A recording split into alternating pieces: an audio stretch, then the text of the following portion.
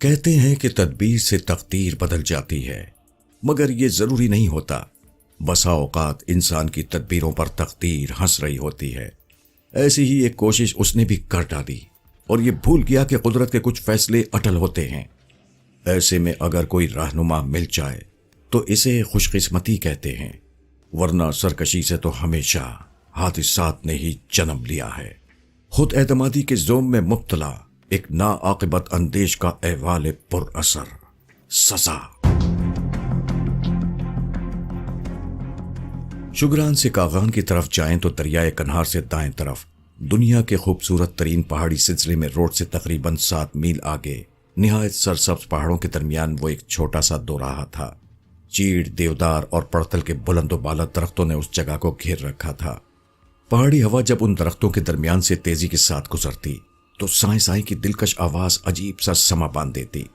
دائیں طرف ایک چشمے کے آثار تھے۔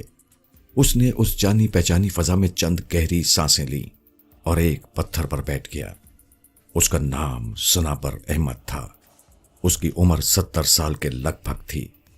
لمبی داڑھی بالکل سفید ہو چکی تھی۔ سر کے سفید بال بھی جٹاؤں کی صورت میں تھے۔ اس کے جسم پر ایک موٹی اونی گدڑی تھی۔ پاؤں میں چمڑے کی خود ساختہ چپل تھی جو شاید مسلسل سفر سے کٹ پھٹ چکی تھی، اور نہ صرف یہ چپل بلکہ اس شخص کے پاؤں بھی خستہ حال تھے۔ اس نے دوراہے کو دھیان سے دیکھا۔ دائیں طرف والا راستہ ایک چھوٹا سا چکر کاٹ کر محکمہ جنگلات کے ریسٹ ہاؤس کی طرف جاتا تھا، اور بائیں طرف والا اس کی محبوب بستی شاد کوٹ کی طرف۔ پچھلے تقریباً 45 برس میں وہ پہلی بار اس علاقے کی طرف آیا تھا، اور وہ بھی شاید اس لیے کہ اب اسے یہ احساس تنگ کرنے لگا تھا کہ اب کسی بھی وقت ان پہاڑوں، وادیوں اور ان پتھریلے راستوں پر گھومتے گھومتے کسی بھی لمحے اس کی زندگی کی شام ہو جائے گی۔ پھر یا تو اس کا خاکی جسم کسی جنگل بیابان میں جنگلی جانوروں کی خوراک بن جائے گا، یا پھر کچھ لوگ اس کی لاوارث لاش کو اٹھا کر کسی پہاڑی قبرستان میں دفن کر دیں گے۔ یہی سوچیں اس کے قدموں کو بے ساختہ دریائے کنہار کی طرف کھینچ لائی تھیں۔ وہ یہاں آ گیا تھا، لیکن جوں جوں وہ اس بستی کے قریب پہنچ رہا تھا اسے یہی لگ رہا تھا جیسے اس نے غلط فیصلہ کیا ہے۔ وہ اپنی محبوب بستی کو نہیں دیکھ سکے گا، اور اگر دیکھے گا تو پہلے سے زیادہ آزردہ اور دکھی ہو کر واپس لوٹے گا۔ اب وہ اس دوراہے پر بیٹھا سوچ رہا تھا کہ کیا کرے۔ اسے معلوم تھا کہ ہوگا وہی جو 45 برس پہلے ہوا تھا۔ حالات جو بھی ہوں، وقت نے چاہے کتنا کچھ بھی تبدیل کر دیا ہو، مگر اس کے لیے کچھ بھی نہیں بدلا ہوگا۔ ہاں، اس کے لیے کچھ بھی نہیں بدلا ہوگا۔ اسے بھوک لگ رہی تھی۔ اس نے کپڑے کے جھولے میں سے کچھ بھنے ہوئے چاول نکال کر کھائے اور چشمے سے چند گھونٹ پانی پی کر پھر ایک ہموار پتھر پر بیٹھ گیا۔ شاد کوٹ کی طرف جانے والے 2-3 افراد اس کے سامنے سے گزرے۔ ایک جوان سال عورت بھی لکڑیوں سے لدے ہوئے خچر کو ہانکتی ہوئی شاد کوٹ کی طرف گئی۔ ان سب افراد نے اسے ہموار پتھر پر بیٹھے ہوئے دیکھا، لیکن کوئی بھی اسے پہچان نہیں پایا، اور نہ ہی وہ کسی کو پہچان سکتا تھا۔ یہ سارے افراد تقریباً نئی نسل کے تھے، اور اگر پرانی نسل کے ہوتے تو بھی اس کا حلیہ اتنا تبدیل ہو چکا تھا کہ وہ اسے پہچاننے سے قاصر رہتے۔ صنابر کی نظر اچانک چیڑ کے چھوٹے چھوٹے چند پودوں پر پڑی۔ پودوں کے درمیان اسے لوہے کا ایک پرانا بورڈ نظر آیا۔ تقریباً 1 فٹ مربع کے اس بورڈ پر کچھ لکھا تھا۔ دور سے صنابر بس شاد کوٹ کے الفاظ ہی پڑھ سکا۔ یہ بورڈ بائیں طرف جانے والے راستے پر لگایا گیا تھا۔ غالباً راگیروں کو بتایا گیا تھا کہ شاد کوٹ جانے والا راستہ اس طرف ہے۔ صنابر نے اپنے کندھے پر رکھے ہوئے رومال سے آنکھوں پر بھر آنے والی نمی کو صاف کیا اور ذرا غور سے اس بورڈ کو دیکھا۔ خستہ حال بورڈ پر لکھا تھا، شاد کوٹ کا کھڈر۔ اس کا جسم سرتپا سنسنا گیا۔ وہ ایک دم اپنی جگہ سے اٹھا اور لاٹھی ٹیکتا ہوا بورڈ کی طرف بڑھا۔ قریب جا کر اس نے اپنی آنکھوں کو سکوڑا اور زیادہ دھیان سے دیکھا۔ لکھا تھا، شاد کوٹ کا راستہ۔ نیچے تیر کا نشان بھی بنایا گیا تھا جو زنگ کی وجہ سے واضح نظر نہیں آتا تھا۔ وہ کچھ دیر بورڈ کو دیکھتا رہا، پھر واپس اپنی جگہ آ کر بیٹھ گیا۔ تب دوبارہ اس کی نگاہ بورڈ پر پڑی۔ ایک بار پھر جسم میں سنسناہٹ کی لہر دوڑی۔ بورڈ پر لکھا نظر آ رہا تھا، شاد کوٹ کا کھنڈر۔ وہ پھر اپنی لاٹھی پر زور دے کر اٹھا، بورڈ کی طرف گیا۔ 8-10 قدم چلنے کے بعد تحریر صاف نظر آنے لگی، شاد کوٹ کا راستہ۔ اس نے اپنی آنکھیں بند کر لیں۔ اس کے بوڑھے لرزہ جسم نے دیوار کے ایک تنے کا سہارا لیا۔ اس کی آنکھوں کے گوشوں سے 2 آنسو نکلے۔ और उसके चेहरे की झुर्रियों में कहीं गुम हो गए। कुछ देर बाद वो लड़खड़ाता हुआ वापस उसी हमवार पत्थर पर आ बैठा। बोर्ड की खस्ताहाली अल्फाज को गुटमुट कर रही थी, मगर ये सिर्फ बोर्ड के या अल्फाज की खस्ताहाली नहीं थी, बल्कि उसके पीछे एक कहानी थी, अंदेशों में डूबी हुई एक अजीब कहानी। सनाबर लाठी के सहारे पत्थर पर बैठा रहा, उसका सर अपने घुटनों की तरफ झुका रहा। उसके पर्दाए तसव्वुर पर बरसों पहले के मनाजिर हरकत करने लगे। वो बस्ती के सरदार वली मोहम्मद का बेटा था। सरदार को यहाँ मलिक कहा जाता था, और मलिक वली मोहम्मद इलाके का सबसे बाअसर और काबिल इज्जत शख्स था। न सिर्फ पूरे 3 पहाड़ उसकी मिल्कियत थे, बल्कि उसके मवेशियों की तादाद भी सबसे ज्यादा थी। सनाबर अपने बाप की वाहिद नरीना औलाद थी, लिहाजा शादकोट का बिला शरकत गैर मालिक भी वही था। उसने 8वीं जमात एक मकामी स्कूल से पास की थी। मैट्रिक तक उसने घर में पढ़ा था। अब मलिक वली मोहम्मद उसे मजीद पढ़ाने के लिए शहर भेजना चाहता था, क्योंकि वली मोहम्मद को बहुत शौक था कि उसका बेटा शहर में तालीम हासिल करे। सनाबर को ना चाहने के बावजूद अब शहर जाना पड़ रहा था। उसके दिलो दिमाग पर भारी बोझ था। जिंदगी में 2 चीजें ही तो थीं जिनसे सनाबर ने टूट कर प्यार किया था, एक शादकोट और एक ताजूर। ताजोर बस्ती ही की एक जमींदार की बेटी थी। सनाबर के घराने के साथ उनकी दूर की रिश्तेदारी भी थी। अब अगर सनाबर पढ़ने के लिए शहर जाता तो उसे अपनी दोनों महबूब तरीन चीजों से दूर होना पड़ता, यानी शादकोट और ताजोर। बस्ती से बाहर ढलवान पर ऊपर की तरफ एक जगह थी जिसे छज्जा कहा जाता था। यहाँ चीड़ चिलगोजे और खुबानी के बहुत से छोटे बड़े दरख्त थे। यहाँ से नशेब में शादकोट और शादकोट की छोटी सी बारिशी झील का मंजर बहुत प्यारा लगता था। सनाबर और ताजोर यहीं 2 पत्थरों पर बैठे हुए थे। ताजोर अपनी छोटी सी सफेद बकरी को ढूंढने के बहाने यहाँ आई थी। यूं उन्हें तन्हाई के चंद लम्हे मिल गए थे। ताजोर ने आंखों में आंसू भरकर कहा था, शहर की तो हवा ही और होती है। सब कहते हैं तुम वहां जाकर बदल जाओगे। मेरी खाला की बेटी लाला कहती है कि शहर की लड़कियां बड़ी होशियार होती हैं, बंदे की मत मार देती हैं, लेकिन मेरी मत तो पहले ही मरी हुई है। सनाबर ने जेरे लब मुस्कुराते हुए कहा। सनाबर ने एक लंबी सांस ली। दरख्तों, फूलों और चश्मों से छूकर आने वाली हवा उसके सीने में दाखिल हुई और उसके दिल को अजीब गुदास से भर गई। उसके चेहरे पर गहरी संजीदगी तारी होती चली गई। उसने अजीब नजरों से नीचे अपनी खूबसूरत बस्ती को देखा, फिर उसने सर घुमाया और उसकी निगाह हरकत करती हुई ताजूर के चेहरे पर आ गई। वो बेहद ठहरे हुए लहजे में बोला, ताज, मेरी ये बात हमेशा याद रखना। मैंने अपनी जिंदगी में बस 2 ही चीजों से टूटकर मोहब्बत की है, एक तुम और एक शादकोट। मैं तुम दोनों को नहीं भुला सकता, चाहूं भी तो नहीं भुला सकता। ये मेरे बस में ही नहीं है। मैं इससे ज्यादा और कुछ नहीं कहूंगा। और सनाबर ने जो कहा था वो सच करके दिखाया। 2 साल तक वो बालाकोट में पढ़ता रहा, लेकिन इस तरह कि उसकी एक टांग बालाकोट और दूसरी अपनी बस्ती में होती थी। हफ्तावार छुट्टी में तो वो गांव पहुंचता ही था। वैसे भी जब और जहां थोड़ा सा वक्त मिलता था, वो मकनतीस की तरह अपने शादकोट की तरफ खिंचा चला आता था। हालांकि ये कोई आसान सफर नहीं था। पुख्ता सड़क से आगे उसे 5-6 मील तक खच्चर पर या प्यादा सफर करना पड़ता था, क्योंकि रास्ते बेहद दुश्वार थे। एफए के फौरन बाद सनाबर ने वालिदैन को बताया कि वो अब गांव में रहेगा और जमींदारी के काम में हाथ बटाएगा। ये नहीं था कि पढ़ाई में उसका दिल नहीं लगता था। वो एक औसत दर्जे का बेहतर तालिबे इल्म था, लेकिन जिन 2 चीज़ों से उसे बेतहाशा प्यार था, उनकी कशिश इतनी ज्यादा थी कि वो कहीं और नहीं जा सकता था। लिहाजा वो शादकोट वापस आ गया। अब एक बार फिर शादकोट के नशेबो फराज थे। शादकोट की जानी पहचानी गलियां थीं, हम जोली थे। शादकोट की चांदनी रातें, सुनहरी दोपहरें और ओस में भीगी हुई सुबहें, सब कुछ उसके पास था। और उसके साथ साथ शादकोट की वो मखसूस महक भी थी जो सिर्फ शादकोट का खासा थी। ये खुशबू बचपन से सनाबर के दिलो दिमाग पर जागुजी थी। दोपहर के वक्त ये खुशबू कुछ और भी महक उठती थी। वो आज तक तायुन नहीं कर पाया था कि ये कैसी खुशबू है। शायद जब सूरज की तेज किरणें खुदरो नबातात पर पड़ती थीं तो ये खुशबू पैदा होती थी, या फिर जब सामने वाले पहाड़ से गिरने वाला आबशार पत्थरों पर गिरता और पानी के छींटे इर्द गिर्द की खुशबूदार घास और पौधीने के पत्तों पर गिरते थे तो ये खुशबू उमड़ आती थी।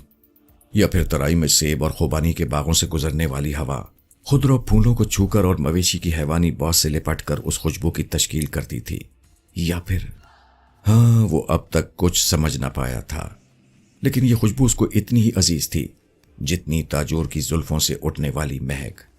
اب بالا کوٹ سے لوٹنے کے بعد یہ دونوں خوشبوئیں پھر سے مستقل طور پر اس کے پاس تھیں، اور وہ خود کو دنیا کا خوش قسمت ترین انسان سمجھتا تھا۔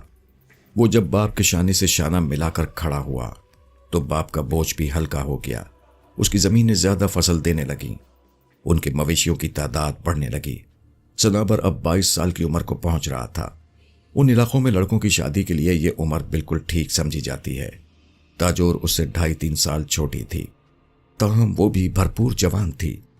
شباب اس پر ٹوٹ کر برسا تھا، ذرا دھوپ میں کھڑی ہوتی تو لگتا جیسے رخساروں سے لہو ٹپک پڑے گا۔ اس کی چال میں ندیوں کا سا لہراؤ، آواز میں جھرنوں جیسی گنگناہٹ اور آنکھوں میں دھنک کے رنگ سمائے رہتے تھے۔ اب اس کے والدین کو بھی اس کی شادی کی فکر تھی۔ دونوں گھرانوں میں اچھے تعلقات بھی تھے۔ دونوں گھرانوں کے افراد کے ذہنوں میں یہ بات موجود تھی کہ صنابر اور تاجور ایک دوسرے کو پسند کرتے ہیں، لیکن ابھی تک کوئی باقاعدہ عہد و پیمان نہیں ہوا تھا۔ ایک دن تاجور اپنی 2 ہمزاد سہیلیوں کے ساتھ چھجے کی طرف گئی۔ وہ وہاں سے پودینے کی تازہ پتیاں توڑنے کے لیے گئی تھی۔ صنابر بھی وہاں پہنچ گیا۔ یوں انہیں تنہائی میں چند باتیں کرنے کا موقع مل گیا۔ وہ دونوں چھجے کے نیچے چیڑ اور چلغوزے کے پیڑوں کے نیچے بیٹھ گئے۔ نشیب میں بستی اور بستی کی خوبصورت جھیل نظر آتی تھی۔ اس جھیل سے کچھ فاصلے پر بالکل ایسی ہی ایک اور جھیل بھی تھی۔ ان دونوں جھیل کو جوڑا پانی کہا جاتا تھا۔ چھجا ان کے اوپر تھا۔ جس جگہ کو چھجا کہا جاتا تھا وہ دراصل ایک بہت بڑی چٹان تھی، بلکہ اسے چھوٹی پہاڑی سمجھنا چاہیے۔ یہ چٹان یا پہاڑی ڈھلوان پر عجیب خطرناک انداز سے جھکی ہوئی تھی۔ اس کا زیادہ تر حصہ ہوا میں معلق تھا، بس جڑ کی طرف سے 500-600 مربع فٹ کا ٹکڑا زمین میں دھسا ہوا تھا۔ یوں لگتا تھا کسی وقت بھی کسی زمینی تبدیلی یا طوفان وغیرہ کی وجہ سے یہ عظیم الشان چٹان اپنی جگہ سے حرکت میں آ جائے گی اور لڑکتی ہوئی نشیب کی طرف روانہ ہو جائے گی۔ لیکن یہ چٹان نہ جانے کب سے اسی طرح جمی ہوئی کھڑی تھی۔ بدلتے ہوئے موسموں اور زمانوں کا اس پر کوئی اثر نہیں ہوا تھا۔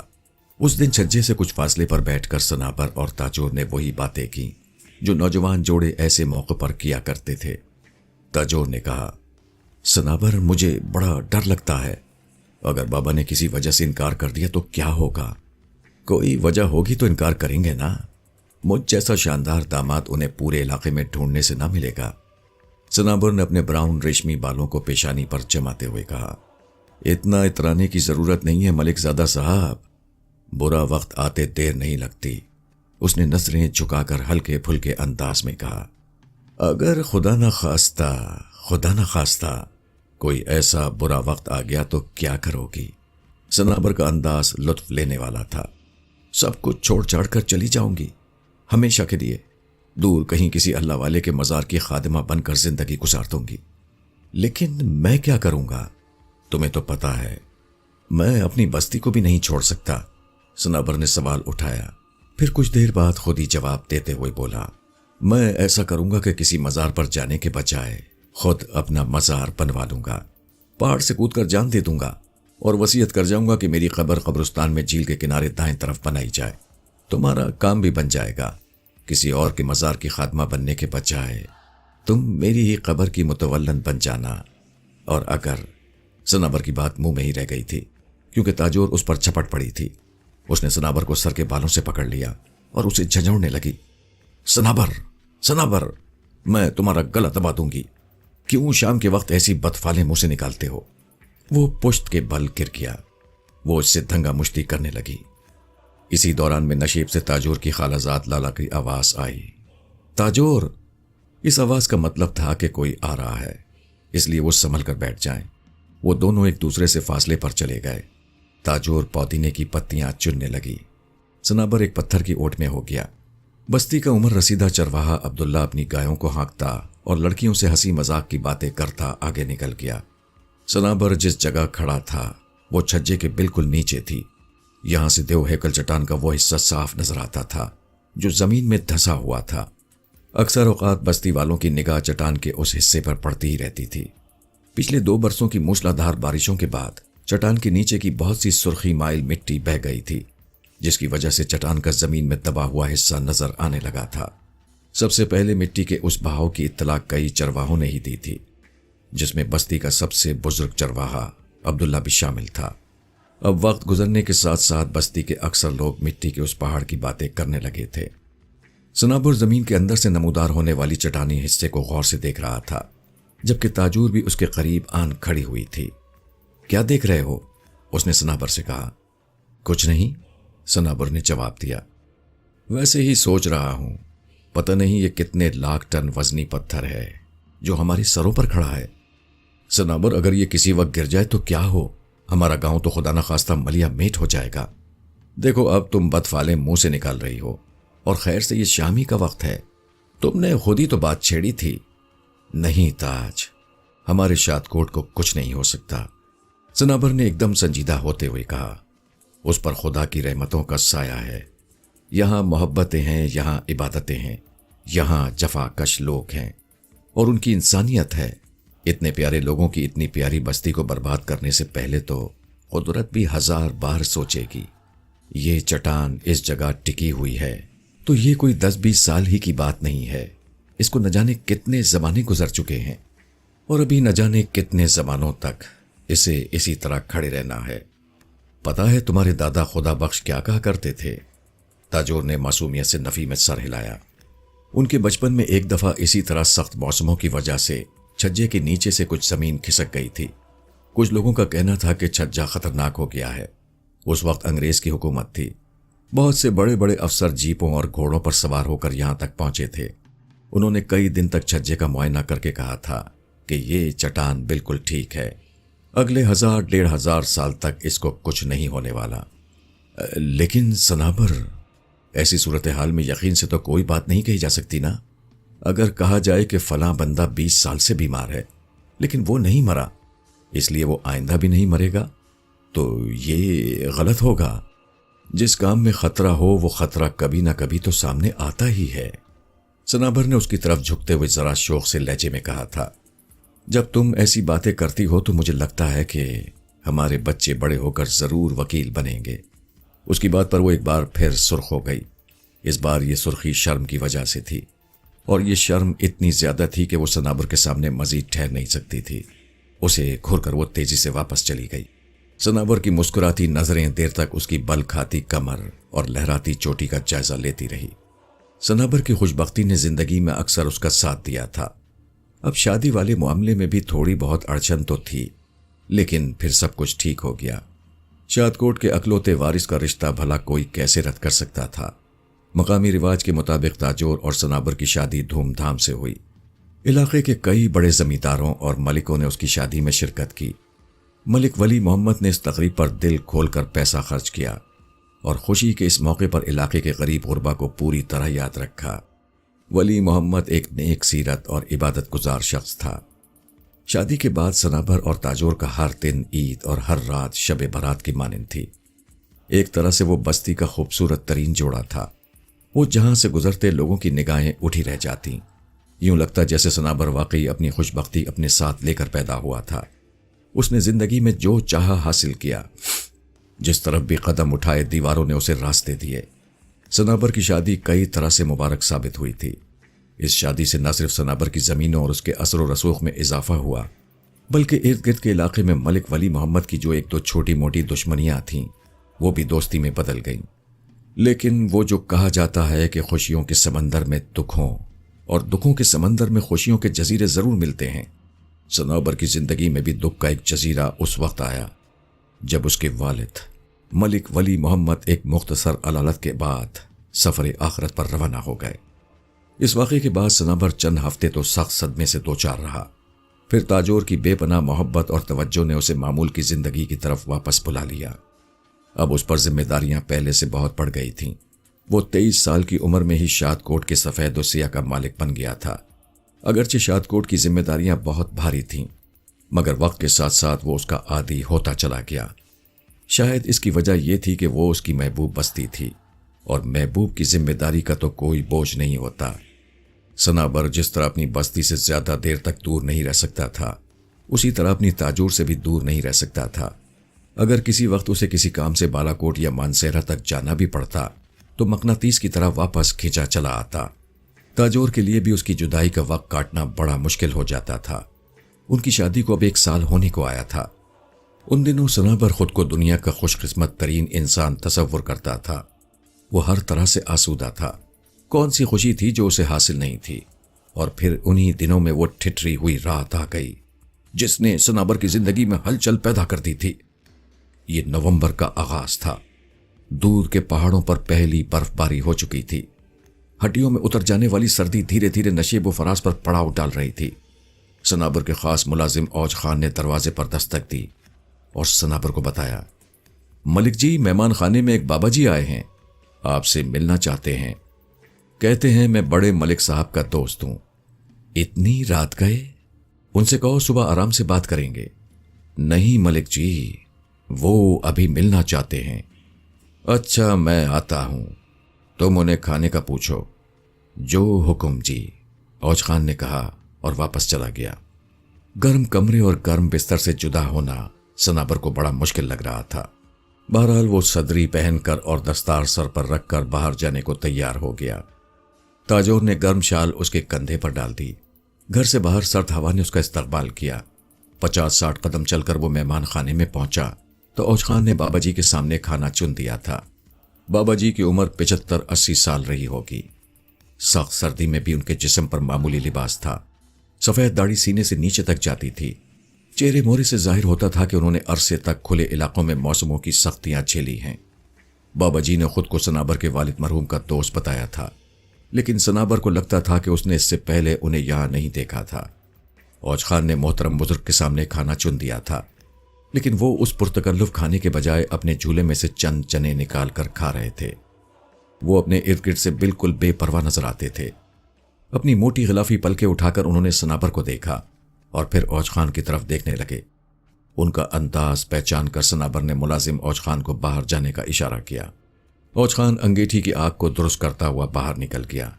बुजुर्ग ने अपनी मुतासिर कुन और निहायत धीमी आवाज में कहा, सनाबर, मैं तुमसे कोई लंबी चौड़ी बात नहीं करना चाहता। मेरी बात बिल्कुल सीधी और साफ है। हो सकता है कि यह बात तुम्हारी मर्जी के खिलाफ हो और तुम्हें इसका मानना बहुत मुश्किल लगे, लेकिन तुम्हारे पास इसको मानने के सिवा और कोई चारा भी नहीं है। मैं तुम्हारी पेशानी पर जो कुछ लिखा हुआ देख रहा हूं वो तुम नहीं देख सकते। मैं जो कह रहा हूं वो मान लोगे तो बहुत बड़ी मुसीबतों से बच जाओगे। सनाबर ने गहरी सांस ली। उसे खुद साख्ता आमिलों और पीरों फकीरों का यह धमकी आमेज अंदाज कभी भी अच्छा नहीं लगा था। जब वो सादा लोगों को आने वाली आफत से डराते और फिर किसी न किसी मुश्किल में माली फायदा हासिल करने की कोशिश करते हैं। मगर ये सामने बैठे हुए बुजुर्ग ऐसे मतलब परस्त पीरों फकीरों में से तो नहीं लगते थे। ताहम बात वो भी धमकाने वाली ही कर रहे थे। बाबा जी, आप खुलकर कहें, क्या कहना चाहते हैं? वो बगैर किसी तमहीद के बोले, सनापुर, मैं जानता हूं इस वक्त रावी तुम्हारे लिए चैन ही चैन लिख रहा है। तुम बस्ती के वाहिद वारिस हो। बस्ती के अंदर और बाहर से तुम्हें किसी तरह का कोई डर अंदेशा नहीं है। तुम्हारे लिए हर तरफ खुशी है और मन चाही जिंदगी है। लेकिन मेरे बच्चे, ये कुदरत का दस्तूर नहीं है। मैं समझा नहीं बुजुर्गवार। हाँ, तुम वाकई नहीं समझ रहे हो और मैं तुम्हें समझाने के लिए ही आया हूं। कुदरत ने खुशी और गम को साथ साथ पैदा किया है। आंसू और हंसी, बीमारी और सेहत, जुदाई और मिलाप, सुकून और बेआरामी सब साथ साथ चलते हैं। यही वजह है कि जब अल्लाह के नेक बंदों को देर तक तकलीफ नहीं आती या उनकी खुशियों के सिलसिले तवील हो जाते हैं तो वो फिक्रमंद हो जाते हैं। डरने लगते हैं कि कहीं ऊपर वाला उनसे नाराज तो नहीं हो गया, कहीं खुशी और गमी के खाते में किसी अगले सफ़े पर उनके हिसाब में कोई बड़ा दुख तो नहीं लिखा जाने वाला। बुजुर्गवार, मैं अभी भी कुछ समझ नहीं पाया हूं। तुम कुछ नहीं समझ पाओगे क्योंकि तुम मानने के बजाय देखने पर ज्यादा यकीन रखते हो और जो है उसे तुम देख नहीं पा रहे हो। लेकिन मैं देख रहा हूं। हाँ, मैं देख रहा हूं। बाबा जी की दूर तक देखती हुई सोई सोई निगाहें सनाबर की पेशानी पर मरकूज थीं। उसका अंदाज सनाबर को अंदर से दहला रहा था। آپ کا خیال ہے کہ میں کسی مصیبت میں گرفتار ہونے والا ہوں؟ میں ایسی کوئی پیش گوئی نہیں کر سکتا، مگر ایسا ہو بھی سکتا ہے۔ سنابر نے اپنے چہرے کے تاثرات تبدیل نہیں ہونے دیے، مگر اندر سے وہ ایک بار پھر تھوڑا سا ہل گیا تھا۔ بابا جی کی انگلیاں بڑی خاموشی سے تواتر سے لکڑی کی تسبیح کے ادھ گھسے دانوں پر حرکت کر رہی تھیں۔ انگیٹھی میں کوئلے دہک رہے تھے اور پتھروں سے بنے ہوئے اس نیچی چھت والے گھر سے باہر برفانی ہوا تیزی دکھا رہی تھی۔ کافی دیر بعد سنابر نے سر اٹھا کر بابا جی کی طرف دیکھا اور بولا، کیا آپ چاہتے ہیں کہ میں رد بلا کے لیے صدقہ خیرات وغیرہ کروں؟ وہ بھی اچھی بات ہے، مستحق لوگوں کو دیا ہوا صدقہ آفتوں کو ٹالتا ہے، لیکن تمہارا معاملہ کچھ اور ہے، تمہیں کچھ اس سے زیادہ کرنے کی ضرورت ہے۔ بزرگوار کا لہجہ اٹل تھا۔ جی فرمائیے، سنابر نے اپنی اندرونی جھنجھلاہٹ کو دباتے ہوئے کہا۔ تمہیں اپنی زندگی میں سے کچھ دینا پڑے گا۔ زندگی میں سے؟ سنابر کی آنکھیں حیرت سے پھیل گئیں۔ تمہیں اپنا عیش و آرام ترک کرنا ہوگا، بیوی بچے، یہ گھر، یہ بستی۔ تمہارا رنگ پھیکا کیوں پڑ گیا ہے؟ میں ہمیشہ کے لیے نہیں، کچھ عرصے کے لیے کہہ رہا ہوں، صرف 2 سال کے لیے۔ آپ کیا چاہتے ہیں؟ میں 2 سال کے لیے سب کچھ چھوڑ کر کہیں نکل جاؤں؟ کہیں نہیں، بزرگ نے عجیب انداز میں سر ہلایا۔ وہ میں تمہیں بتاؤں گا کہ کہاں جانا ہے۔ سنابر خاموشی سے انہیں دیکھتا رہا۔ وہ کچھ دیر مراقبے کسی کیفیت میں رہے، پھر کھوئے کھوئے انداز میں بولے، سنابر، یہ جو ویرانے ہوتے ہیں نا، ان کی اپنی ایک طاقت ہوتی ہے۔ یہ طاقت بندے کو خلقت سے دور اور خالق سے قریب لے آتی ہے۔ یہ جنگل بیلے، یہ ریگستان، یہ اجاڑ خانقاہیں، یہ الگ تھلگ پہاڑ، یہ سب بندے کو اپنی پہچان کر دینے میں مدد دیتے ہیں۔ یہ سب راہ سلوک کے راستے ہیں۔ آپ کی باتیں میرے پلے نہیں پڑ رہی ہیں۔ سنابر اب اپنی بیزاری کو چھپا نہیں پا رہا تھا۔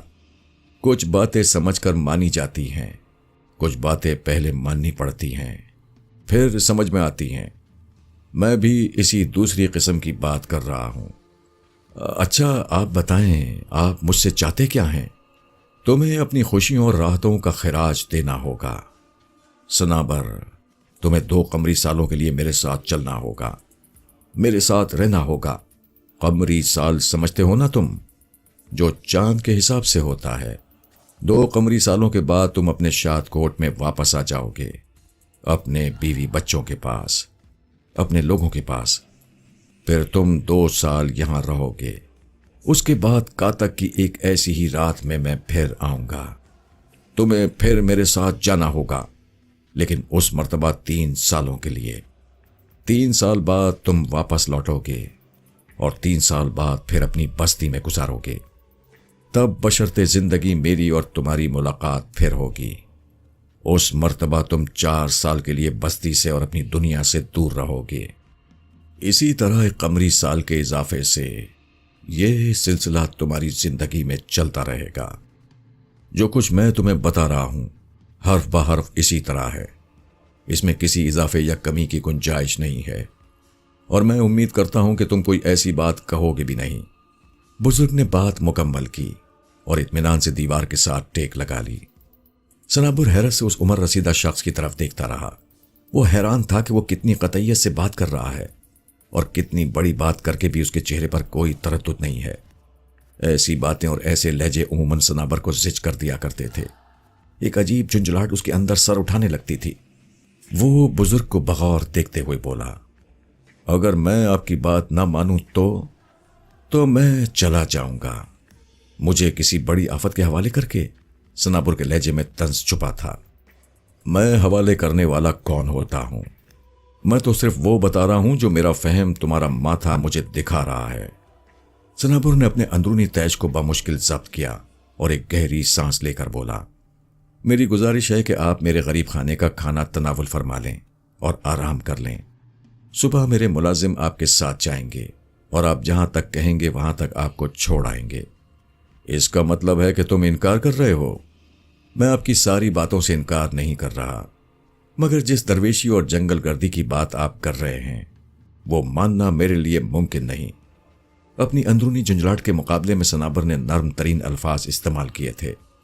سنابر اور بزرگ کی آنکھیں کچھ دیر تک ایک دوسرے سے الجھی رہیں۔ پھر وہ اپنی جگہ سے اٹھتے ہوئے بولے، تو ٹھیک ہے، پھر میں چلتا ہوں۔ کیا مطلب؟ اتنی رات گئے ایسے موسم میں؟ رات دن اور موسم کا حساب کتاب تم جیسے لوگوں کے پاس ہوتا ہے سنابر۔ بزرگ نے اپنا عصا اٹھایا اور اپنا جھولا درست کرنے میں مصروف ہو گئے۔ ایسی تیز ہوا میں آپ کو باہر نہیں جانا چاہیے، برف باری بھی شروع ہو سکتی ہے۔ سنابر نے چھوٹے چھوٹے شیشوں والی وزنی کھڑکی سے باہر دیکھتے ہوئے کہا۔ چیڑ اور سروں کے دراز قد پودے یک بستہ ہوا میں جھوم رہے تھے۔ بزرگ نے کھڑکی سے باہر دیکھا اور بدسور گھمبیر لہجے میں بولے، جس بستی پر موت کا سایہ ہو وہاں زیادہ دیر رکنا بھی تو مناسب نہیں۔ موت ٹلی رہے تو مدتوں ٹلی رہے، نہ ٹلے تو پل بھر کی مہلت نہ دے۔ اس وقت سنابر نے دیکھا کہ بزرگ کی نگاہیں کھڑکی سے باہر چیڑ اور سروں کے درختوں سے آگے دور بلندی کی طرف دیکھ رہی تھیں۔ بلندی جہاں چھجے کی عظیم الشان چٹان نامعلوم وقتوں سے بے حس و حرکت کھڑی تھی۔ وہ چند لمحوں کے لیے کانپ سا کیا، لیکن پھر فوراً ہی اس کے اندر ایک حقیقت پسندی اور ایک ریشنل اپروچ اس پر غالب آ گئی۔ وہ اپنے اندر کی تپش کو چھپا نہیں سکا۔ وہ بزرگ کے عین سامنے کھڑے ہوتے ہوئے بولا، مجھے اس طرح کی رمزی باتیں اچھی نہیں لگتی اور نہ یہ اشارے کنائے پسند ہیں۔ تم جو کہنا چاہتے ہو کھل کر کہو، مجھ میں سننے کا حوصلہ ہے۔ بتاؤ کیا آفت برپا ہونے والی ہے میرے ساتھ؟ بزرگ کے چہرے پر رنگ سا آ کر گزر گیا۔ وہ کچھ دیر تک سنابر کے تاثرات دیکھتے رہے، پھر ہولے سے بولے، مجھے جانے دو، یہی میرے اور تمہارے حق میں بہتر ہے۔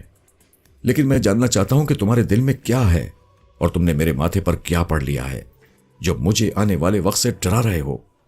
میں تمہارے لیے معافی کا راستہ بند کرانا نہیں چاہتا اور نہ تمہاری مصیبت کو اور سخت کرنا چاہتا ہوں۔ پھر وہی رمزیہ باتیں، مجھے چڑھ ہے ان باتوں سے۔ اپنے دل کی بات صاف صاف کیوں نہیں بتاتے؟ اور اگر تمہاری غیب دانی تمہیں اس چھجے کے بارے میں کچھ بتا رہی ہے تو اس طرح کی غیب دانیاں اس سے پہلے بھی بہت ہو چکی ہیں۔ میرے دادا اور پھر ان کے دادا کے زمانے میں بھی تمہارے جیسے پہنچے ہوئے لوگوں نے یہاں کے لوگوں کو جی بھر کر ڈرایا اور فائدہ بھی اٹھایا ہے۔ بزرگ اب تک شاید ضبط سے کام لے رہے تھے، لیکن سنابر کے لہجے کی بڑھتی ہوئی گستاخی نے ان کے جسم پر ہلکا سا لرزہ طاری کر دیا۔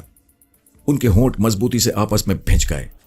وہ کچھ دیر تک سنابر کا چہرہ تکتے رہے، پھر بولے، میں کل تک تمہیں بتا دوں گا، تم بھی کل تک سوچ لو۔ اب تم کہاں جا رہے ہو؟ کہیں بھی جاؤں، لیکن کل سورج ڈوبنے تک تمہیں بتا دوں گا۔ وہ عجیب درویشانہ چال چلتے ہوئے باہر نکل گئے۔ سنابر نے انہیں پھر روکنا چاہا، لیکن اسے اس میں سبکی محسوس ہوئی۔ اسے یوں لگا کہ اتنی رات گئے اتنی سردی میں اس کے گھر سے نکل جانا بھی دراصل اس شخص کے دھمکانے کا ایک انداز ہے۔ پتہ نہیں وہ کیوں ہمیشہ سے ایسے لوگوں سے اور ایسے رویوں سے الرجک تھا۔ اس نے اسے جانے دیا، پھر بڑبڑاتا ہوا اپنے گھر کی طرف چل دیا۔ جاتے جاتے اس نے بلند آواز میں اوج خان کو مہمان خانہ بند کرنے کو کہا۔ یہ بھی ایک طرح سے اس کا اظہار طیش تھا۔ اسے کافی دیر ہو گئی تھی۔ وہ جانتا تھا کہ تاجور پریشانی کے عالم میں اس کا انتظار کر رہی ہوگی۔ اگلے روز سنابر کو کئی کام تھے۔ والدہ کو دکھانے ایک ڈاکٹر کے پاس بھی جانا تھا، ایک پنچایت میں شرکت بھی کرنا تھی، پھر کھیت مزدوروں کو ہفتہ وار مزدوری دینا تھی۔ تاہم اس ساری مصروفیات کے دوران بھی رات والے عمر رسیدہ شخص اور اس کی پریشان گفتگو کا خیال گاہے بگاہے اس کے ذہن میں آتا رہا۔ ابھی شام ہونے میں کچھ دیر باقی تھی جب سنابر کا ایک نوجوان مزارہ ایک کاغذ لے کر سنابر کے پاس پہنچا۔ اس نے بتایا کہ ایک راگیر جس کا چہرہ گرم چادر سے ڈھکا ہوا تھا، یہ رقعہ اس کے لیے دے گیا ہے۔ سنابر نے طے کیا ہوا کاغذ کھولا۔ اس پر صرف چند سطریں لکھی تھیں۔ مجھے غیب کا علم نہیں، لیکن میرے خدا نے مجھے یہ صلاحیت بخشی ہے کہ میں پریشانیاں پڑھ سکتا ہوں اور اپنے وجدان کی مدد سے آنے والے وقت کے بارے میں اندازہ لگا سکتا ہوں۔ کل رات والی گفتگو میں تم نے خود کو درپیش خطرے کا درست قیافہ لگایا ہے۔ جو پتھر ایک مدت سے تمہاری بستی کے اوپر ٹھہرا ہوا ہے وہ اب زیادہ دیر ٹھہرنے والا نہیں ہے۔ یہ بہت جلد گرے گا اور تم اپنی بستی کو کھنڈر دیکھو گے۔ یہاں کچھ نہیں بچے گا تمہارے لیے، سب کچھ برباد ہو جائے گا اور تم اپنی بستی کو کھنڈر کی صورت دیکھو گے۔ یہاں کچھ نہیں بچے گا تمہارے لیے، سب کچھ برباد ہو جائے گا۔ میں کوئی بد دعا نہیں دے رہا، اپنا بدترین اندیشہ تم سے بیان کر رہا ہوں۔ اور میری دلی خواہش ہے کہ میرا یہ اندیشہ غلط ثابت ہو، مگر تم اب بھی اپنے فیصلے پر نظر ثانی کر لو۔ یاد رکھو، ہم حادثوں کو نظر انداز کر دیتے ہیں، لیکن وہ اپنی جگہ موجود رہتے ہیں۔ مدتوں کسی انسانی غلطی، کسی اتفاق یا قدرتی آفت کی شکل میں گھات لگائے بیٹھے رہتے ہیں۔ ان کے ٹلنے کا مطلب یہ نہیں ہوتا کہ وہ ناپید ہو گئے ہیں۔ خدا حافظ۔ صنابر نے سیاہ روشنی اور سرکنڈے کے قلم سے لکھی ہوئی یہ سطور کئی بار پڑھی، اور ہر مرتبہ اس پر عجیب سی طیش آمیز جھنجھلاہٹ طاری ہو گئی۔ وہ روحانیت سے انکاری نہیں تھا، لیکن روحانیت کو کسی نشے کی طرح خود پر سوار کر لینا بھی اسے پسند نہیں تھا۔ روحانی موشگافیاں، ماورائی حکایتیں اور مستقبل بینی وغیرہ کی پھلجھڑیاں اسے ہمیشہ سے زچ کرتی تھیں، جس سے بسا اوقات وہ جھنجھلا جاتا تھا۔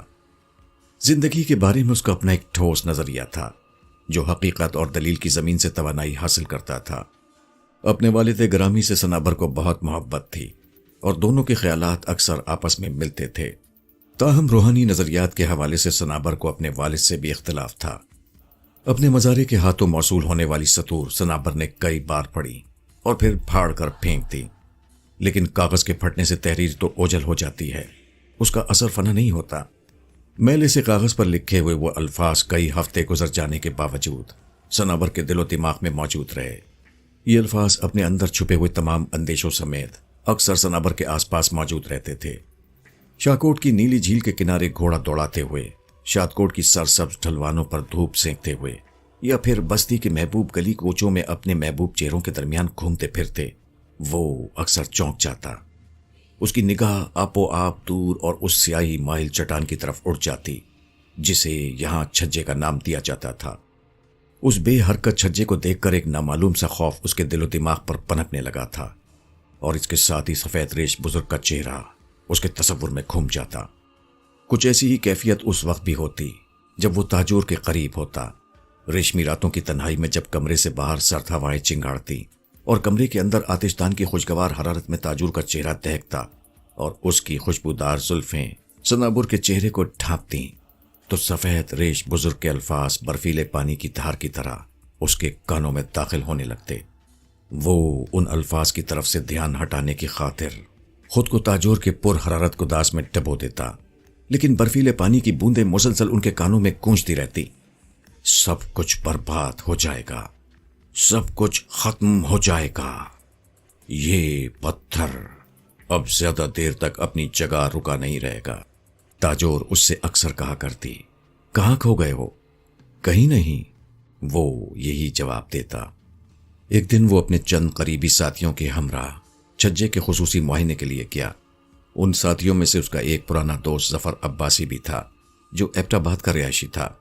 ظفر عباسی نے انجینئرنگ کی تھی، اب وہ سڑکوں کی تعمیر کے شعبے سے منسلک تھا۔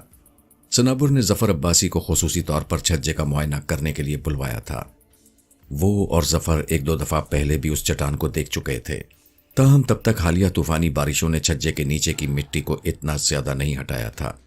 چھجے کے نیچے نظر آنے والے تازہ خلا نے ظفر کو بھی چونکا دیا۔ اس نے قریب سے اور دور سے چھجے کی کئی تصویریں کھینچنے کے بعد کہا، مجھے مٹی کی چند ایک نمونے بھی درکار ہوں گے۔ ان کا کیا کرو گے؟ اسلام آباد کی لیبارٹری سے چیک کرواؤں گا، اور ممکن ہوا تو اپنے ہیڈ آف دی ڈپارٹمنٹ کو بھی یہاں کا ایک وزٹ بھی کرواؤں گا۔ اس معاملے کو یوں ہی نہیں چھوڑ دینا چاہیے۔ کوئی ایک ماہ بعد صنابر کی یاد دہانی پر ظفر عباس نے شادکوٹ کا ایک اور چکر لگایا۔ اس مرتبہ اس کے ساتھ ادھیڑ عمر کے سپروائزر اور ان کے اسسٹنٹ بھی تھے۔ انہوں نے کافی دیر تک جگہ کا معائنہ کیا۔ ان کے تاثرات تسلی بخش تھے، وہ کسی خاص خدشے کا اظہار نہیں کر سکے۔ صنابر کے گھر ہونے والی پرتکلف دعوت کے دوران میں سپروائزر نے صنابر کو مخاطب کر کے بس اتنا کہا، اگر آپ لوگ اس معاملے کو زیادہ اہمیت دے رہے ہیں تو کوئی ایسا انتظام کر لیں کہ چٹان کے نیچے کی مٹی آنے والے موسموں میں زیادہ سلائٹ نہ کرے، مقامی لوگ مل کر وہاں پتھر وغیرہ بھر دیں۔ پتہ نہیں کیوں نہ چاہنے کے باوجود صنابر اس معاملے کو اہمیت دے رہا تھا۔ کسی اور نے تو زیادہ سپروائزر صاحب کی بات پر غور نہیں کیا، لیکن صنابر نے دل ہی دل میں تہیہ کیا کہ وہ یہ حفاظتی اقدام ضرور کرے گا۔ اگلے 3-4 ماہ میں صنابر نے اس کام کو خصوصی اہمیت دی۔ بستی کے سینکڑوں لوگوں نے وقتاً فوقتاً رضاکارانہ طور پر کام کیا اور چھجے کے نیچے نمودار ہونے والے خلا کو پتھروں اور مٹی سے بھر دیا۔ زمین کے خلا بھر جاتے ہیں لیکن دل کے اندر وسوسوں کی صورت میں جو خلا پیدا ہو جائیں وہ آسانی سے نہیں بھرتے۔ صنابر کے دل میں بھی ایک ایسا ہی خلا تھا جو چپ کے وسیع ہو رہا تھا۔ آرام اور راحت کی گھڑیوں میں یہ خلا اور بھی شدت سے محسوس ہوتا۔ شادکوٹ کی بستی اس کی محبوبہ تھی، وہ اس کی ذرا سی تکلیف بھی برداشت نہیں کر سکتا تھا۔ اسے تو یہ بھی گوارا نہیں تھا کہ شادکوٹ کا کوئی باشندہ بستی چھوڑ کر چلا جائے یا شادکوٹ کا کوئی خوبصورت پیڑ کاٹ دیا جائے، بلکہ اسے تو یہ بات بھی شاک گزرتی تھی کہ شادکوٹ کے کسی گھر یا گلی محلے کی شکل خواہ تبدیل کر دی جائے۔ وہ اپنی محبوب بستی کو بالکل ویسے ہی دیکھنا چاہتا تھا جیسی وہ اس کے بچپن کے زمانے میں تھی۔ ہوش سنبھلنے سے اب تک اس بستی کے حوالے سے اس کی جو بھی یاد تھی وہ اسے جان سے پیاری تھی، لیکن اب نہ جانے کیا بات تھی کہ وہ جب بھی بستی کو دیکھتا تو اس کی نگاہ اوپر بلندی پر سیاہ مائل چھجے کی طرف چلی جاتی تھی۔ نامعلوم بوڑھے کے الفاظ اس کے کانوں کو برفیلی بوندوں کی طرح چھیدنے لگتے تھے۔ اس نے کہا تھا کہ یہ پتھر گرے گا اور بستی کھنڈر ہو جائے گی، اس بستی کا کچھ بھی باقی نہیں بچے گا۔ بوڑھے نے کہا تھا کہ وہ اس کے والد مرحوم کا دوست ہے، مگر یہ بات بھی وضاحت سے ثابت نہیں ہو سکی تھی۔ بستی کے بڑوں سے پوچھ تاچھ پر صنابر کو بس اتنا ہی پتا چلا تھا کہ یہ عمر رسیدہ شخص اکیلا یا اپنے کسی مرید کے ساتھ 2-4 بار بستی میں آیا تھا اور اس کے والد مرحوم سے ملا تھا۔ اس شخص کی پیشگوئی کو اب قریباً 1.5 سال کا عرصہ بیت چکا تھا۔ اس 1.5 سال میں وہ صنابر کو دوبارہ دکھائی نہیں دیا اور نہ ہی اس کی کوئی اطلاع ملی تھی۔ اس شخص کا تصور جب بھی صنابر کے ذہن میں آتا وہ اندر سے لاوے کی طرح کھول جاتا۔ اسے اب اس کے تصور سے چڑ ہو چکی تھی اور اس کے ساتھ ہی ان الفاظ سے بھی جو اکثر اس کے کانوں میں گونجتے رہتے تھے۔ پھر ایک دن بیٹھے بٹھائے صنابر نے ایک انوکھا فیصلہ کیا، ایک ایسا فیصلہ جس نے اس کے رگ و پہ میں ایک عجیب سی خوشی اور طمانینت بھر دی۔ اس فیصلے سے پیدا ہونے والی توانائی اتنی زیادہ تھی کہ وہ اپنی جگہ سے اٹھ کھڑا ہوا اور بے قراری سے اپنے کمرے کے دبیز قالین پر ٹہلنے لگا۔ وہ سوچ رہا تھا وہ اپنی بستی کو کیوں نہ ہمیشہ کے لیے اس چھجے کے خطرے سے آزاد کر دے، کیوں نہ ایک ایسا قدم اٹھائے یہ بستی اور یہاں کے لوگ اس پیشن گوئی کی نحوست سے ہمیشہ کے لیے محفوظ ہو جائیں۔ اگلے روز صنابر نے بستی کے مالک کی حیثیت سے بڑوں کی ایک پنچایت بلائی اور ان کے سامنے اپنا ارادہ ظاہر کیا۔ جو بات صنابر کہہ رہا تھا اس پر عمل کرنا مشکل ضرور تھا مگر ناممکن نہیں تھا۔ ابتدا میں یہ بات سننے والے کو عجیب ضرور لگتی تھی، مگر جب اس پر غور کیا جاتا اور اس کے دور رس فوائد دیکھے جاتے تو ذہن اس کو تسلیم کرنے لگتا تھا۔ صنابر کا کہنا تھا کہ کیوں نہ چھجے کے خطرے سے ہمیشہ سے بچنے کے لیے بستی کو جوڑا پانی کی دوسری جھیل کے کنارے منتقل کر دیا جائے۔ یہ دوسری جھیل پہلی جھیل سے قریباً 1.5 میل کے فاصلے پر تھی اور ایسے رخ پر تھی کہ اس کے قریب و جوار کو چھجے کی چٹان سے کسی قسم کا کوئی خطرہ لاحق ہو ہی نہیں سکتا تھا۔ ان دونوں بارشی جھیلوں کا پھیلاؤ اور گرد و پیش تقریباً ایک ہی جیسا تھا۔ دونوں جھیلوں میں قریباً ایک جیسی بلندی سے ایک آبشار گرتا تھا۔ دونوں کے جنوب میں ایک ہی جیسی سرسبز ڈھلوان موجود تھی۔ بستیاں بستے بستے بستی ہیں، ان کو اپنی مرضی کے ساتھ نئے سرے سے آباد کرنا کوئی آسان کام نہیں ہوتا، لیکن یہ ناممکن بھی نہیں ہوتا، اور شادکوٹ تو کوئی بہت بڑی بستی بھی نہیں تھی۔ چند ہفتے تک بستی کے لوگوں میں اس معاملے پر بحث و مباحثہ ہوتا رہا۔ آخر ایک مشترکہ رائے تشکیل پا گئی، بستی کو نئی جگہ آباد کرنے کا فیصلہ کر لیا گیا۔ صنابر نے بستی کو منتقل کرنے کے کام پر پوری توجہ دی اور اپنی بہترین صلاحیتیں صرف کر دیں۔ وقتاً فوقتاً اپنے دوست ظفر عباسی کا تعاون بھی اسے حاصل رہا۔ یہ کام بڑے منظم طریقے سے کیا گیا تھا۔ بستی کو 7-8 حصوں میں تقسیم کر لیا گیا۔ یہ ایک طرح سے 7-8 گلیاں تھیں۔ پہلے گلی کے 25-30 گھروں کو متبادل رہائش فراہم کی گئی اور ان کے مکانات مسمار کر دیے گئے، لیکن انہیں اس طرح مسمار کیا گیا کہ ان کا زیادہ تر ملبہ دوبارہ استعمال میں لایا جا سکے، خاص طور سے پتھر اور شہتیر وغیرہ۔ مسمار ہونے والی گلی کو نئی بستی میں وہی لوکیشن اور وہی اسٹائل دیا گیا جو پہلی بستی میں تھا، تاہم لوگوں نے اپنی نئی ضروریات کے مطابق گھروں میں کچھ تبدیلیاں بھی کیں۔ 4-5 ماہ کے اندر جب یہ مکانات تیار ہو گئے تو مکینوں کو وہاں منتقل کر دیا گیا اور دوسری گلی کی تعمیر کا کام شروع کر دیا گیا۔ اس تعمیر کے کام میں صنابر بڑے خاص الخاص رویے کا مظاہرہ کر رہا تھا۔ اس کی خواہش تھی کہ نئی بستی میں پرانی بستی کا سارا رنگ ڈھنگ موجود ہو، مختلف گلیوں کی جھیل سے نزدیکی اور دوری کا تناسب وہی ہو، ویسے ہی موڑ ہوں، ویسے ہی چوراہے، ویسے ہی نشیب و فراز۔ کبھی کبھی وہ اس معاملے میں بالکل سنکی سا لگنے لگتا تھا۔ باہر کی خوشبودار شب میں جب وہ دن بھر کا تھکا ہارا تاجور کے قرب میں سکون تلاش کر رہا تھا، تاجور نے اس سے کہا، کبھی کبھی تو مجھے لگتا ہے کہ تم زمیندار نہیں ہو بلکہ تصویریں بنانے والے ہو۔ مطلب یہ کہ کسی وقت لگتا ہے کہ تم بستی کو دوسری جگہ نہیں بسا رہے ہو بلکہ ایک تصویر کو مٹا کر اس جیسی دوسری تصویر بنا رہے ہو، اس کوشش میں دونوں تصویروں میں تھوڑا سا فرق بھی نہ ہو۔ کیوں یہ بات تمہارے دماغ میں کیوں آئی؟ کل میری سہیلی سنبل کا گھر والا بتا رہا تھا کہ تم نے نئی بستی کے بڑے چوراہے سے 3 درخت اس لیے کٹوا دیے ہیں کہ اس پرانی بستی کے چوراہے میں بھی یہ درخت نہیں ہے۔ تو اس سے کیا ہوا؟ 5-6 گھروں کو نئے شیطین بھی مل گئے اور چوراہا بھی یہاں کے چوراہے جیسا ہو گیا۔ صنابر جی، تم واقعی سن کی ہو۔ 2 سال کے عرصے میں شادکوٹ کی پوری بستی جوڑا پانی کی دوسری جھیل پر منتقل ہو گئی۔ دور سے دیکھنے پر ایسا ہی لگتا تھا جیسے کوئی مافوق الفطرت طاقت نے شادکوٹ کی بستی کو اٹھا کر ایک جھیل سے دوسری جھیل کے کنارے منتقل کر دیا ہے۔ مسجد کی جگہ مسجد، چوراہے کی جگہ چوراہا، دکانوں کی جگہ دکانیں، غرض سب کا سب ویسے ہی نظر آتا تھا۔ گھروں کی ساخت میں بھی بہت تھوڑی تبدیلیاں رونما ہوئی تھیں۔ جاگتی آنکھوں کا یہ خواب سچ ہو گیا تھا۔ بستی چھجے کے مہلک سائے سے نکل آئی تھی۔ جس دن بستی کا آخری مکین بھی نئی بستی میں منتقل ہو گیا، شام کے بعد صنابر ایک چھوٹی سی پہاڑی پر چڑھا اور اس نے دور افتادہ چھجے کو دیکھا۔ وہ ہمیشہ کی طرح بے حرکت تھا، لیکن اب اس کی حرکت یا بے حرکتی سے شادکوٹ کو کچھ فرق پڑنے والا نہیں تھا۔ صنابر نے سوچا، بے شک آفات اور حوادث سے تو کوئی بستی بھی کبھی محفوظ نہیں ہوتی، لیکن آج اس نے شادکوٹ کو کم از کم اس سیاہ چٹان والی آفت سے ہمیشہ کے لیے محفوظ کر لیا تھا، اور اس کے ساتھ ہی اس بوڑھے کی یہ پیشگوئی بھی ہمیشہ کے لیے دفن ہو گئی تھی کہ ایک روز اس چٹان اور بستی کا ملاپ ہوگا اور صنابر اپنی اس بستی کو کھنڈر کے روپ میں دیکھے گا۔ ہاں، آج اس نے کم از کم یہ منوس پیشگوئی ہمیشہ کے لیے باطل کر دی تھی۔ اسے عجیب سا اطمینان اور فخر کا احساس ہوا۔ 5-6 روز بعد صنابر نے بستی میں ایک رنگا رنگ جشن کا اہتمام بھی کیا۔ یہ جشن دراصل اس فتح کی خوشی میں تھا جو صنابر نے پرخطر پیشگوئی کے اوپر حاصل کی تھی۔ وقت گزرتا رہا، رات اور دن ایک دوسرے کے پیچھے بھاگتے رہے۔ اسی طرح 6-7 ماہ گزر گئے۔ یہ تمام دن خوش اور مطمئن تھے۔ کون سی آسائش تھی جو اسے حاصل نہیں تھی؟ اس کی کون سی خواہش تھی جو پوری نہیں ہوتی تھی؟ ہاں، بس ایک خواہش تھی۔ اس کی شادی کو قریباً 4 سال بیت گئے تھے، مگر ابھی تک اس کے گھر میں بچے کی چہکار نہیں گونجی تھی۔ اور پھر ایک روز اوپر والے نے یہ خواہش بھی پوری کر دی۔ اس کی خوش بختیوں میں ایک اور خوش بختی کا اضافہ ہو گیا تھا۔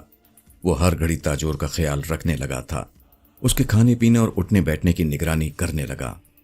وہ نومبر کی ایک ٹھنڈی سپہر تھی۔ صنابر اپنے حویلی نما گھر میں داخل ہوا۔ تاجور شال لے کر کہیں نکل رہی تھی۔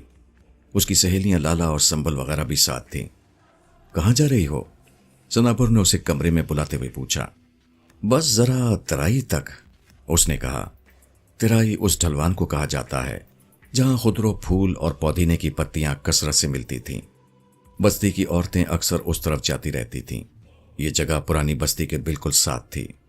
تمہیں کتنی دفعہ کہا ہے اس حالت میں زیادہ گھوما پھرا نہ کرو، کہیں پاؤں رپٹ نہ جائے یا ویسے ہی جھٹکا وغیرہ لگ جائے۔ اوہو، ایسی بھی کیا احتیاط صنابر جی، حادثے تو ہر وقت ہمارے ارد گرد موجود رہتے ہیں، لیکن ان سے بچنے کی اپنی سی کوشش تو کی جا سکتی ہے۔ تم ان دنوں باہر نہ نکلا کرو تو کیا ہو جائے گا؟ اچھا بابا، نہیں نکلوں گی، ابھی تو جانے دو۔ وہ ہلکے سے احتجاج کرنے لگی۔ جب وہ ایسے بولتی تھی تو وہ خاموش ہونے پر مجبور ہو جاتا تھا، اور پھر وہ چلی گئی۔ اس کے منع کرنے کے باوجود چلی گئی۔ جب حادثے اپنی طرف بلاتے ہیں تو ایسا ہی ہوا کرتا ہے۔ ایک خاص وقت میں، ایک خاص لمحے میں، ایک مقرر کیے ہوئے مقام انسان کو اور حادثے کو ملنا ہوتا ہے۔ ہاں، وہ چلی گئی ترائی پر سے پودینے کی تازہ پتیاں توڑنے کے لیے۔ شاید اس کے ذہن میں پودینے کی چٹنی کی خواہش تھی۔ آج کل وہ ایسی کھٹی میٹھی چیزیں شوق سے کھانے لگی تھی۔ اس کے جانے کے بعد صنابر اپنی والدہ کے پاس آن بیٹھا، انہیں اپنی عمدہ فصل کی بابت بتانے لگا۔ اتنے میں تیز ہوا چلنے لگی تھی اور آسمان پر سیاہ بادل گہرے ہونے لگے تھے۔ اچانک صنابر کو محسوس ہوا کہ زمین ہل رہی ہے۔ ماں بیٹے نے ڈری ہوئی نظروں سے ایک دوسرے کو دیکھا اور پھر کمرے سے نکل کر کھلے صحن میں آ گئے۔ شدید جھٹکے محسوس ہونے لگے۔ ارد گرد کے گھروں سے چلانے کی صدائیں بلند ہوئیں۔ یہ ایک درمیانے درجے کا زلزلہ تھا، لیکن اس زلزلے کے ساتھ جو گڑگڑاہٹ پیدا ہوئی وہ بہت خوفناک تھی۔ یوں لگا جیسے ایک ساتھ کئی زوردار دھماکے ہوئے ہوں۔ فضا میں ہولناک گونج اور زمین میں عجیب طرح کا ارتعاش پیدا ہوا تھا، اور اس کے ساتھ ہی سنابر نے دیکھا کہ شمال کی طرف سے گرد و غبار کا ایک بادل بلند ہوا ہے۔ یا خدا! سنابر کا دل بے پناہ شدت سے دھڑکا۔ وہ جیسے ہوا میں اڑتا ہوا باہر آیا۔ اس نے بائیں جانب دیکھا، گرد و غبار کا بادل کئی 100 فٹ اوپر چلا گیا تھا۔ وہ دائیں طرف دیکھنے سے پہلے ہی جان گیا کہ ہمیشہ ساکت و جامد نظر آنے والا چھچا آج اپنی جگہ موجود نہیں رہا ہے۔ ہاں، وہ آج موجود نہیں تھا۔ اس کے آگے پیچھے بھی بہت سے لوگ بھاگ رہے تھے۔ سب کا رخ گرد و غبار کے محیط بادل کی طرف تھا۔ وہ اپنے سینے کی پوری طاقت سے اپنی تاجور کو پکار رہا تھا۔ پتہ نہیں کیوں اسے یقین نہیں تھا کہ وہ اپنی تاج کو زندہ دیکھ سکے گا۔ محیط چٹانوں کا لڑک جانا کوئی معمولی واقعہ نہیں تھا۔ گرنے کے بعد چٹان کئی حصوں میں تقسیم ہو گئی تھی۔ رات تک علاقے کے ہزاروں لوگ جائے حادثے کے گرد جمع ہو گئے تھے۔ بستی کی 4 عورتیں اور 2 کھیت مزدور اس حادثے کی زد میں آئے تھے۔ جانوروں کا نقصان اس کے علاوہ تھا۔ اندھیرا ہونے سے پہلے 3 لاشیں نکال لی گئی تھیں۔ 3 افراد ابھی تک ملبے کے نیچے دبے ہوئے تھے۔ ان میں تاجور بھی شامل تھی۔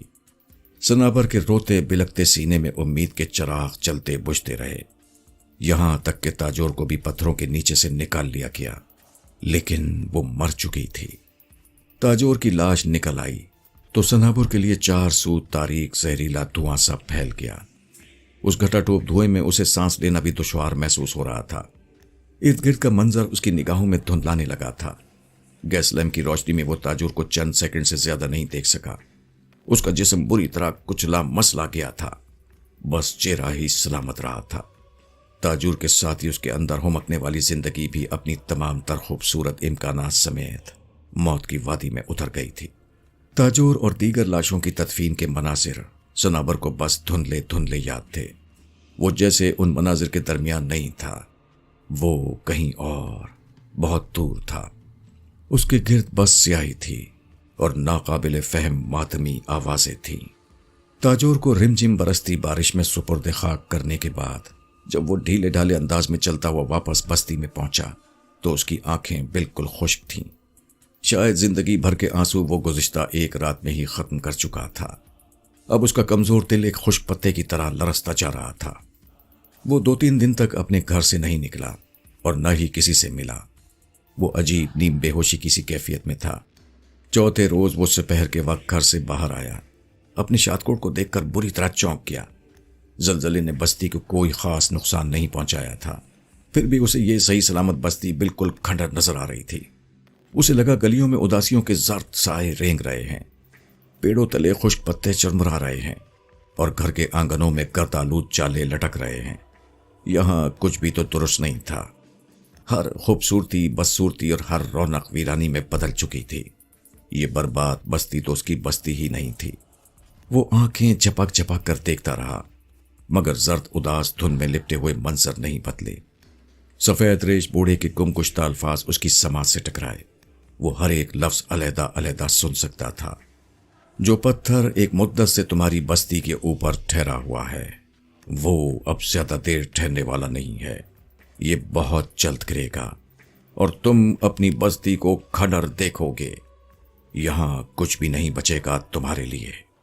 آج کئی برس بعد سنابر کی تمام تر کوششوں کے باوجود یہ الفاظ درست ثابت ہو رہے تھے۔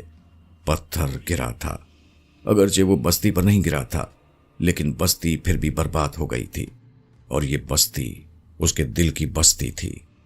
اب تاجور کے بغیر شادکوٹ اس کے لیے خرابے کے سوا اور کچھ نہیں رہا تھا۔ ایک مدت بعد آج سنابر کو پتہ چل رہا تھا کہ شادکوٹ کی ساری دلکشی تو دراصل تاجور کی دلکشی تھی۔ سفید ریش بوڑھے کی پیش گوئی اس انداز میں درست ثابت ہوگی، سنابر نے کبھی سوچا بھی نہیں تھا۔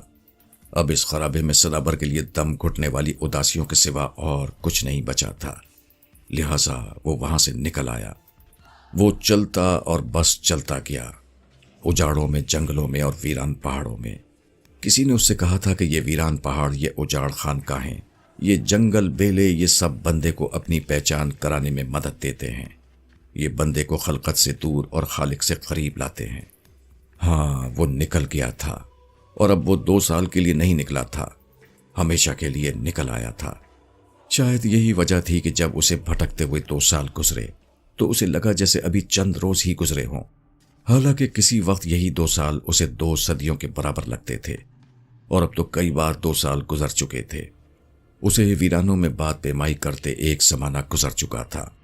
उसे अब खबर ही नहीं रही थी कि वो किस किस इलाके में कितने कितने अरसे तक भटकता रहा, और अब करीबन 45 बरस बाद उसका दिल चाहा था कि वो एक बार, सिर्फ एक बार अपनी महबूब बस्ती को दोबारा देखे। वो तजब्जुब के आलम में 1.5-2 माह तक कोहे कराकरम के नशेब व फराज में चलने के बाद आखिर उस दौराहे पर पहुंचा था, लेकिन यहां पहुंचकर उसकी हिम्मत जवाब दे गई थी। हमवार पत्थर पर बैठे बैठे सनाबर ने अपनी सफेद भौंहों के नीचे बूढ़ी आंखों को सिकोड़ा और एक बार फिर दौराहे पर लगा हुआ आनी बोर्ड पढ़ने की कोशिश की। बोर्ड के अल्फाज एक बार फिर आपस में गुटमुट थे। शादकोट का रास्ता, शादकोट का खंडर, रास्ता, खंडर। हाँ, वो शादकोट का खंडर ही था, क्योंकि वहां अब ताजोर नहीं थी। वो समझ गया कि अब उसे ताजोर के साथ साथ शादकोट भी कभी नहीं मिलना है। इन दोनों को सिर्फ अपनी नेक दुआओं में याद रखना है। वो अपने खस्ता कमजोर जिस्म को लाठी का सहारा देते हुए उठ खड़ा हुआ। शाम हो रही थी, सर्दी बढ़ती जा रही थी। परिंदे और रागीर घरों का रुख कर रहे थे। वो फिर किसी वीराने की जानिब चल दिया था।